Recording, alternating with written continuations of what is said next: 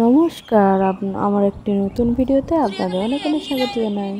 এখন ঘড়িতে বাজে বিকেল 4টে, এখন থেকে ব্লগটা শুরু করছি। তো আমরা এসেছিলাম একটা মন্দিরে পুজো দিতে এবং ঠাকুরের যে মহাদেবের যে উত্তরী হয় না, ওই উত্তরী নিতে।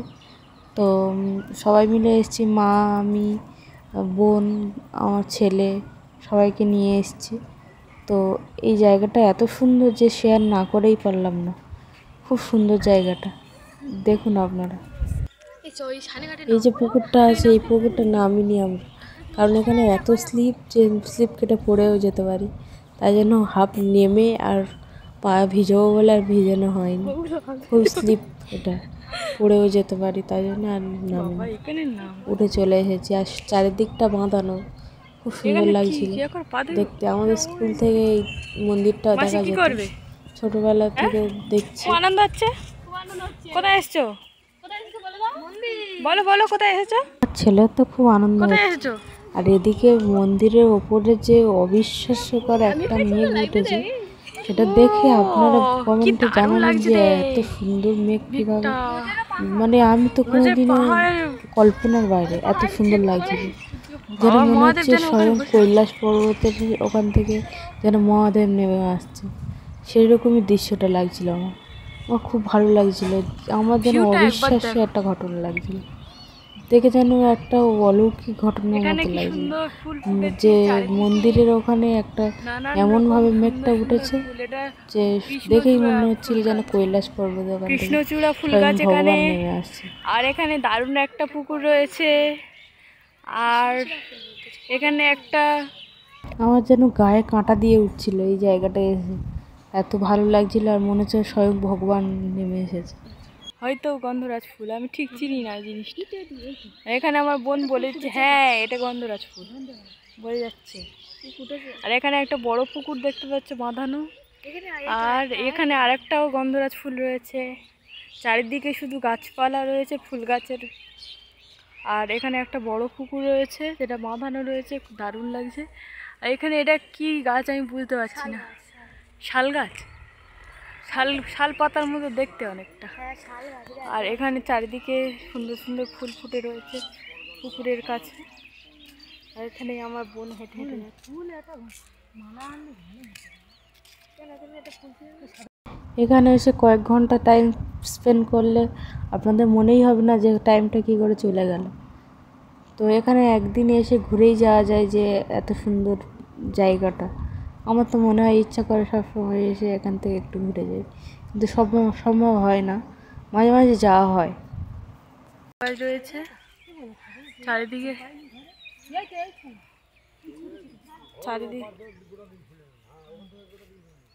চারিদিকে ফুল ফুটে আছে। আমার মা বলছে ফুল তুলে আনতে।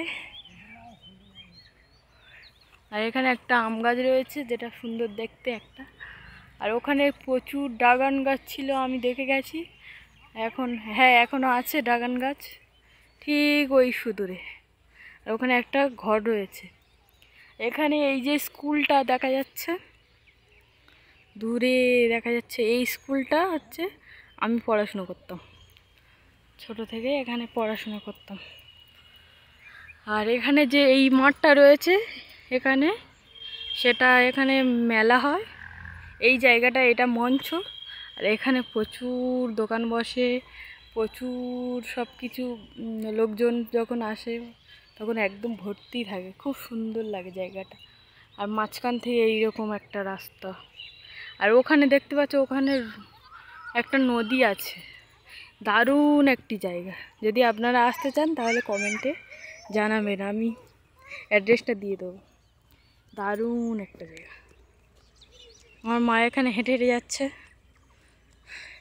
দেখছে আর হেঁটে যাচ্ছে। আমার ছেলে ওদিকে হেঁটে হেঁটে আসছে, ও হাঁটতেও জানে না, ও ছুটে ছুটে আসছে, খুব আনন্দ হচ্ছে। আর এখানে আমার বোন ফুল তুলে এনেছে। আর আমার ছেলে এদিকে হেঁটে হেঁটে যাচ্ছে, আর পাখিও উড়ে যাচ্ছে কয়েকটা। সুন্দর মেঘ দেখা যাচ্ছে, ড্রাগন ফল আছে, আমি দেখাচ্ছি।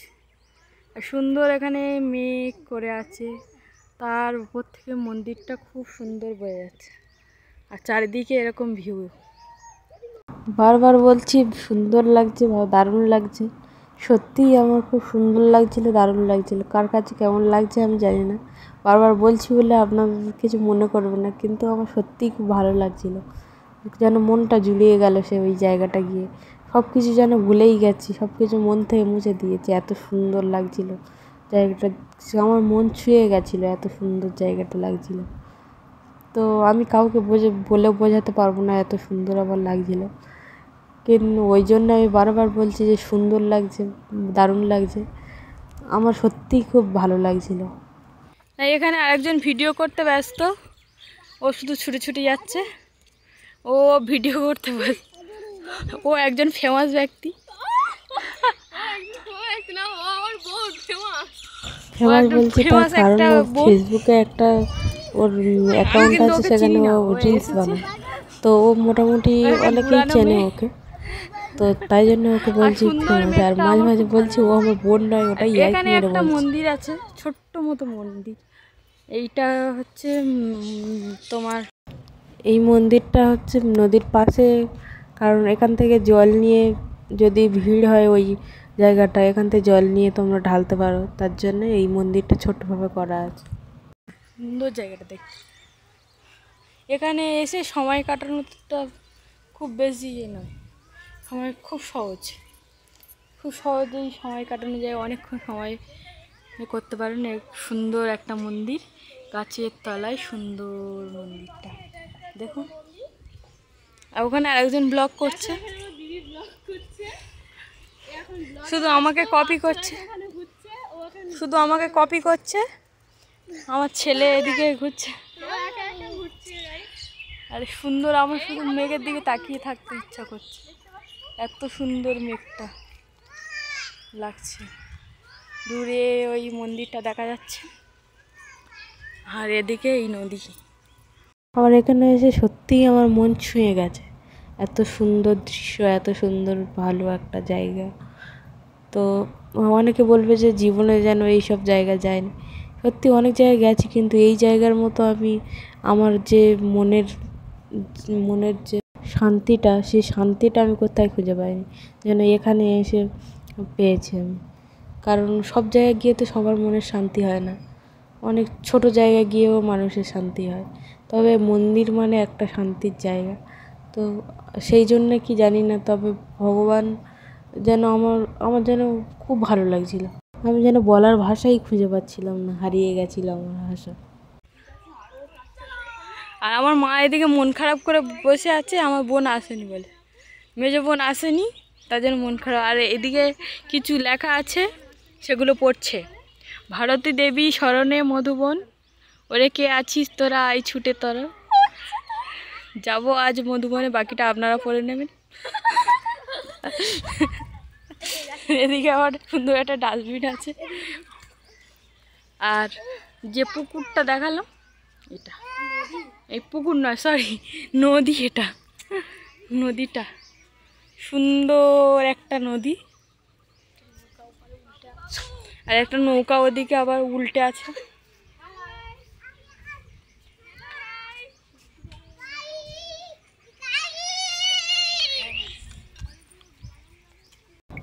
তো আমার ছেলে, আমি আর আমার মা ওপর থেকে নিচে এসে একটা ভিডিও করলাম। তো নদীতে নামছি, যে নদীতে হাত পা ধুয়ে মাথায় একটু জল দিয়ে তারপর যে ঠাকুরের প্রসাদটা দেবো, সেই প্রসাদের জায়গাটা ভালো করে ধুয়ে নেবো, যেহেতু নদীর জল মাথায় নিলে পবিত্র হয়ে যায়, সেহেতু আমরা নিচে নেমে হাত পা ধুয়ে ভালো করে পরিষ্কার হয়ে। সুন্দর একটা ভিউ দেখতে পাচ্ছি, এদিকে নদী চলে গেছে, আর এদিকে ওরা স্টাইল মারবে বলে, রিলস বানাবে, এখন নয়, রিলস বানাবে বলে ছুটে ছুটে আসছে।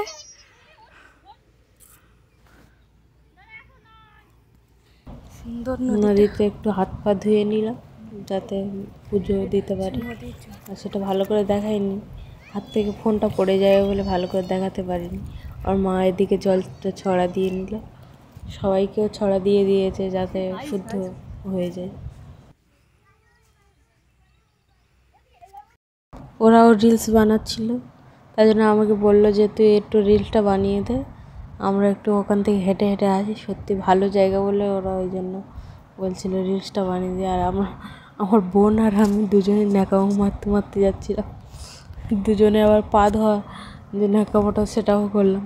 দুই বোন থাকলে যাই হয়, খুনসুটি দুষ্টুমি সব কিছুই হয়। বোন বোন থাকলে একসাথে দুষ্টুমিগুলো একটু বেশিই হয়। তো আমার ছোটো বোন মেজো বোনটা থাকলে আরও বেশি একটু দুষ্টুমি হতো। ও তো দুষ্টুমি, ও খুব শান্ত। আমরা ছোটো বোন আর আমি বেশি একটু এখানে দুষ্টুমি করি। সোজাই গেলে অনেকগুলো ও রুম আছে আসেনি, যেখানে কিছু ও কাজকর্ম আসবে হয়। যদি। এখানে কয়েকটা উনুন আছে যেখানে অনুষ্ঠানের সময় রান্না বান্না হয়। আর আমার ছেলে এদিকে কেমন আনন্দ করছে দেখো। যে গেট থেকে ঢুকলাম এটা পিছনের সাইডের গেট, ওই সাইড থেকে নদীতে যাওয়ার রাস্তা, আর ওই সাইড থেকে মানে মন্দিরে ঢুকে যাওয়ার রাস্তা। এখানে কল বাথরুম সব কিছুই আছে। আর এটা হচ্ছে অন্নপূর্ণা মন্দির। আর ওই দিকটায় আছে শিব মন্দির আর রাধা গোবিন্দের মন্দির। তো আমরা এখন যাচ্ছি ওখানে শিব মন্দিরে, ওখানে পুজো দেবো, দিয়ে উত্তরী গলায় নেবো, তারপর সব মন্দিরে একবার পুজো দিয়ে তারপর বাড়িতে যাব। তো মায়ের মূর্তিটা কেমন সুন্দর লাগছে আপনারা বলবেন। মায়ের মা যে সবসময়ই সুন্দর, মার যে অপরূপ দৃশ্য আমরা বর্ণনাই করতে পারবো না, এত সুন্দর। মা যেন চারিদিকে যেন ভরিয়ে রেখেছে সব জায়গাটা। মায়ের যে স্থান, মায়ের যে দৃশ্য, সব জায়গায় মা যেন ভরিয়ে রেখেছে। মা বাবা সবাইকে, সবাই যেন এখানে যেন বিরাজমান। দেখে এমন সুন্দর লাগছিল। এই রূপ, এই যে দৃশ্য, এগুলো বর্ণনা করা অসম্ভব। আমাদের মতো সাধারণ মানুষ এগুলো বর্ণনা করতে পারবো না আমরা। তো শ্রাবণ মাসে যখন জল ঢালার সময়, ওই সময়টা এই মন্দিরটা তখন চেনাই যাবে না। তখন সেজে উঠবে এবং তখন জল ঢালতে আসে প্রচুর মানুষ। মানে জায়গা দেওয়ার মানে লোকের জায়গা দিতেই পারে না, এত মানুষজন জল ঢালতে আসে। অনেক বহু দূর দূর থেকে মানুষ জল ঢালতে আসে, প্রচুর লাইন পড়ে।